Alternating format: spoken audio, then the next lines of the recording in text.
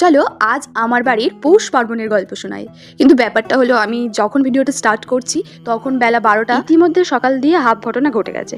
সকাল সকাল পড়াতে যাওয়ায় দিদির বাড়ি আলপনা দিতে গিয়ে বাড়ি আসতে দেরি হয়ে গেছে। এসে দেখি মায়ের সব পুজোর কাজ কমপ্লিট। তো আমি বললাম, আচ্ছা তাহলে বরং আমি চাল গুঁড়োটা করে দিই। জানো তো, এই মিক্সার মেশিনটার একটা ব্যাপার আছে। ইনি মহারাজকে আজকের দিনে শুধুমাত্র বের করা হয়, কারণ আমাদের বাড়িতে মা সবসময় শিলনোড়াতেই সবকিছু বাটে, আর চাল গুঁড়োগুলোও আমাদের শিলনোড়াতেই করা হয়। এখন মায়ের শরীরটা ভালো নয় তেমন, তাই এটাকে বের করা হয়েছে। তারপর বিকেল হতেই বসা হলো পিঠে বানাতে। আমি প্রতিবারই লাস্ট কয়েকটা পিঠে বানাই, কারণ প্রথমগুলো বানানোর আমার সাহস নেই। এবারও তাই করছিলাম। আর এইটার জন্যই আমি প্রত্যেক বছর পিঠে বানাতে বসি, কারণ এই পুর পিঠেটা হচ্ছে আমার সব থেকে প্রিয় পিঠে। আচ্ছা, তোমাদের প্রিয় পিঠে কোনটা? পৌষ পার্বণ, এই একটা শব্দেই লুকিয়ে আছে বাঙালির শীতের উষ্ণতা। পৌষ মাস এলেই গ্রাম বাংলার প্রতিটা ঘরে ছড়িয়ে পড়ে নতুন ফসলের আনন্দ। ধান কাটা শেষ, নতুন চাল ঘরে ওঠে, আর সেই আনন্দ ভাগ করে নিতেই পালিত হয় আমাদের এই পৌষ পার্বণ।